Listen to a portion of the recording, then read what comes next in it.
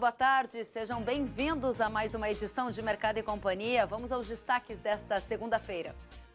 Plantio da soja avança para 93% e agora está em linha com o ritmo histórico de semeadura para o período. Pesquisa Datafolha aponta que a aprovação de Jair Bolsonaro saiu de 29% para 30%. Mercado aumenta a previsão de dólar para o fim do ano e prevê cotação de R$ 4,15. Às vésperas da posse do presidente eleito da Argentina, Alberto Fernandes, mercado agrícola avalia risco da volta do imposto sobre exportação no país vizinho. Tudo isso e mais, agora o Mercado e Companhia já está no ar.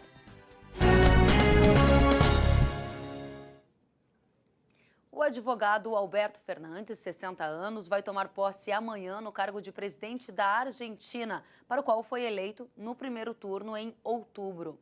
O país é um dos maiores exportadores de alimentos do mundo e há uma expectativa no mercado agrícola de que o novo presidente eleve as tarifas sobre exportação de commodities para ajudar o governo a aumentar a arrecadação.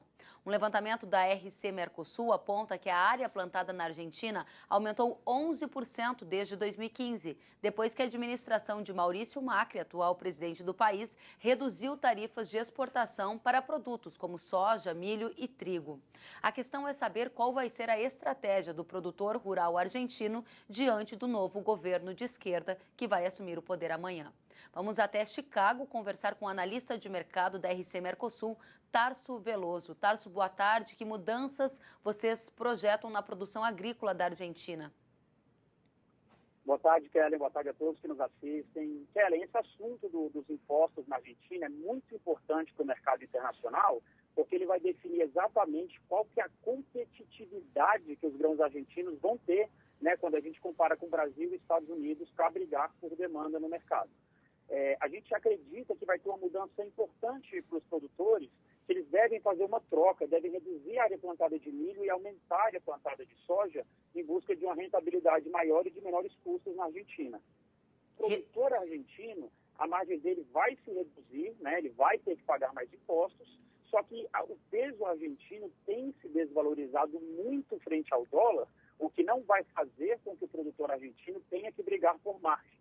Então, o que o mercado internacional aqui fora quer entender é qual que é o ímpeto de aumento que o governo vai fazer na Argentina e quanto que isso vai impactar nessa competição internacional por demanda. Bom, e esse efeito que você já consegue estimar para o produtor brasileiro neste momento, qual é?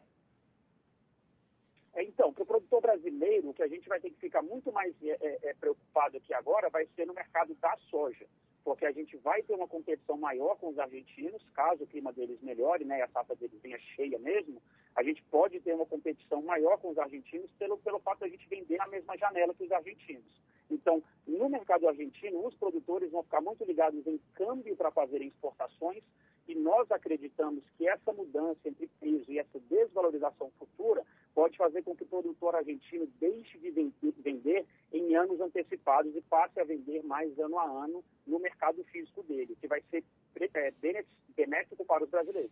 Agora, com a expectativa ou especulação do mercado agrícola sobre uma possível volta das chamadas retenções, os impostos sobre exportação, os produtos agrícolas brasileiros ficam mais competitivos na comparação com o vizinho argentino. Isso pode se reverter em mais rentabilidade aqui para o produtor brasileiro?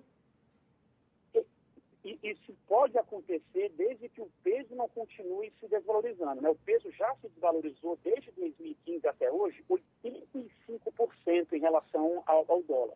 Então, se o governo vier com 10% a mais de impostos e o peso perder 20% esse ano, os impostos eles praticamente não fizeram diferença no produto exportado argentino.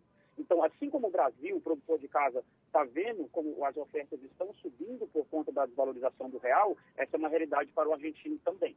Agora, essa é uma semana muito especial. De um lado, a gente tem o nosso vizinho, a Argentina, com a posse do presidente eleito, Fernandes, e de outro lado, estamos a 6 dias daquele prazo da guerra comercial para que Washington volte a colocar tarifa sobre produtos da China. O ano está acabando e a fase 1 do acordo não aconteceu. Esse é um importante fator para a gente monitorar também na agenda da semana, Tarso, pré-USDA também, né? Exato. A gente tem, então, o USDA, nessa semana, temos a Conab e temos o deadline que você falou muito bem do dia 15. De hoje até o fim de semana, o presidente Trump vai ter que escolher.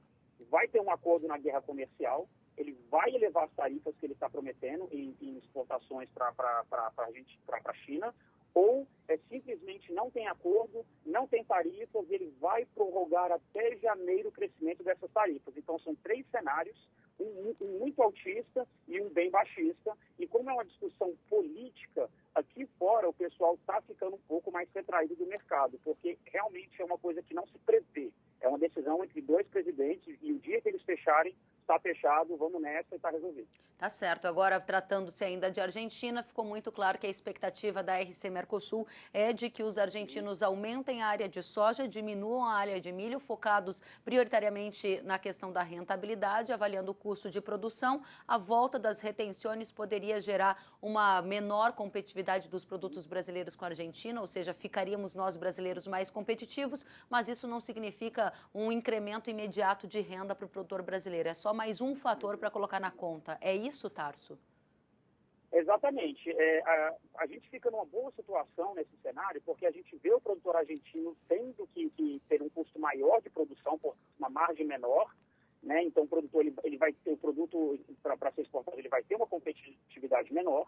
A gente vê o produtor americano também passando por dificuldades de renda, e a gente vê o produtor brasileiro numa excelente situação para expandir a área, conquistar mais mercados no exterior e se colocar como principal player no planeta nos próximos anos. Então, para nós é muito positivo que os outros países estejam passando por dificuldades, tanto climáticas agora a Argentina, que nós não temos problemas climáticos sérios, e está muito seco na Argentina. Então, todos esses problemas fazem com que o Brasil se solidifique como o principal produtor nos anos que virão.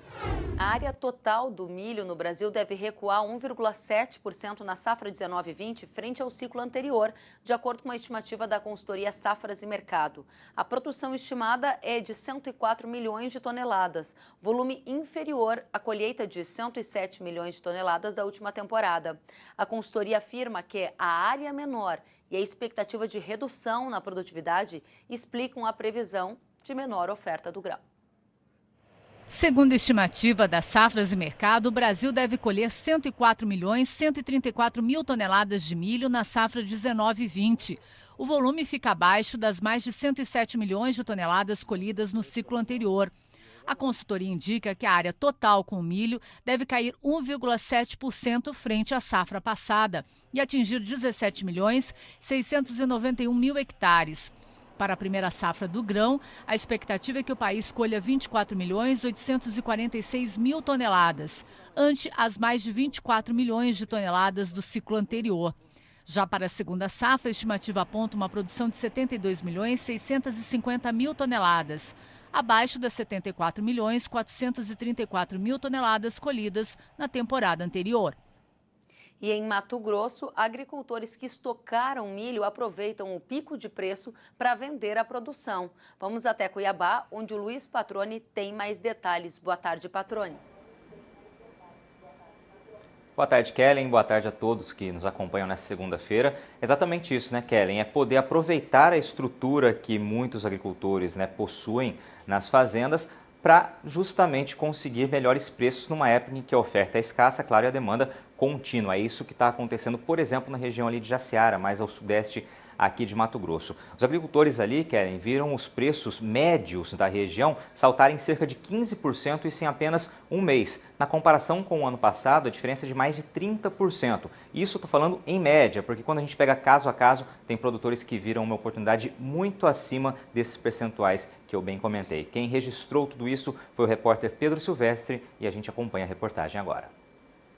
O armazém na fazenda do seu Silvino tem capacidade para mais de 150.000 sacas. Em anos anteriores, era comum ele estar cheio de milho nesta época, normalmente ocupando metade do espaço disponível.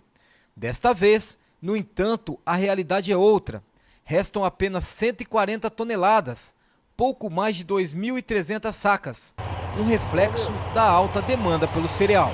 Começamos se alertar um pouco ali atrás, quando começou os problemas lá na China. Já está 35, 36 a nossa média. A média esse ano.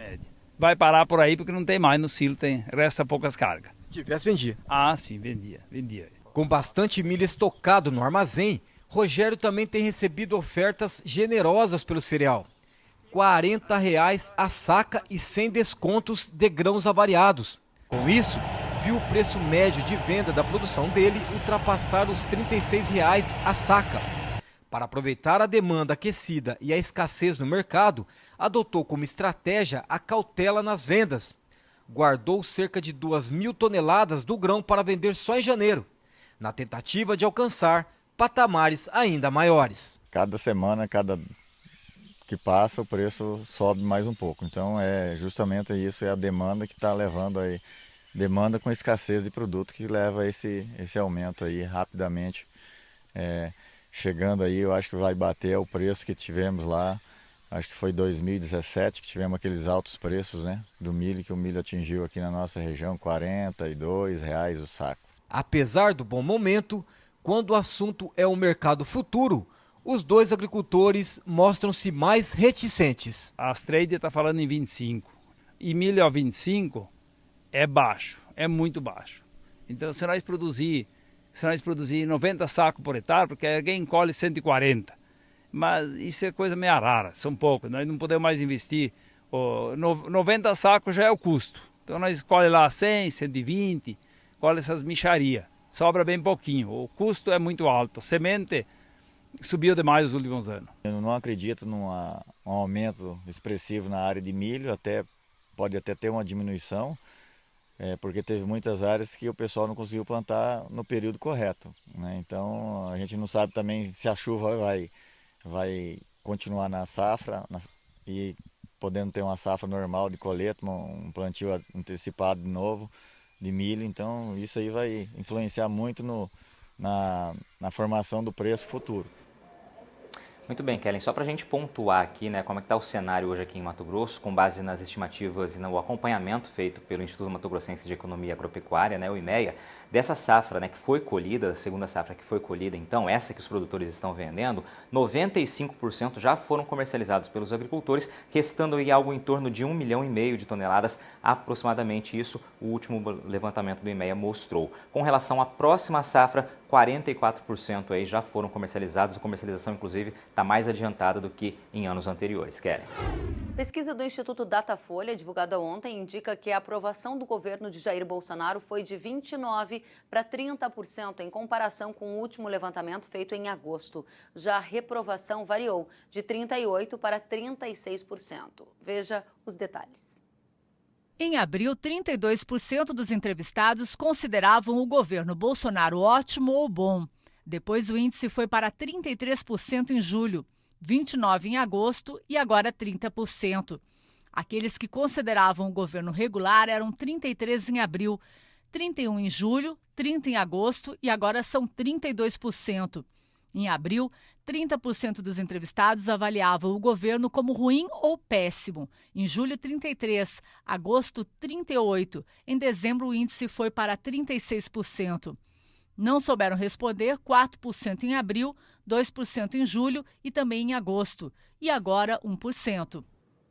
O levantamento do Instituto Datafolha também ouviu a opinião dos entrevistados sobre a expectativa para a situação econômica do país. Acompanhe.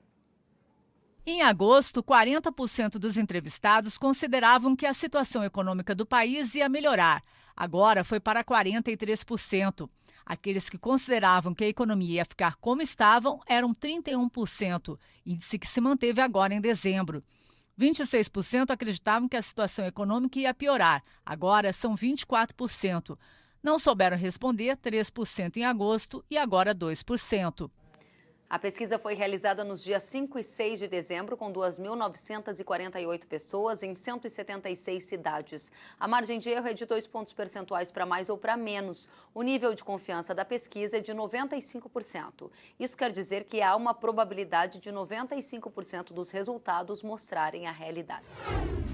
Sentiu falta de algum conteúdo? Acesse canalrural.com.br.